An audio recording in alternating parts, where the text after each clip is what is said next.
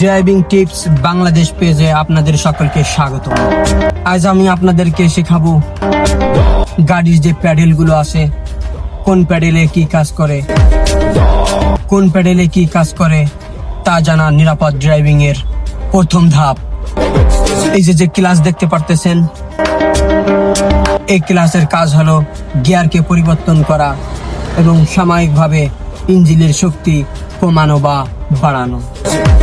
এই যে break pedal দেখতেছেন, এটার কাজ হলো গাড়ির গতি কমানো এবং সম্পূর্ণ থামানো।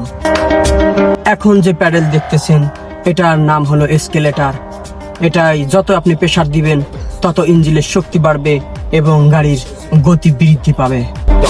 সকল ধরনের ড্রাইভিং টিপস পেতে ড্রাইভিং টিপস বাংলাদেশ পেজটি ফলো করে সাথে থাকুন।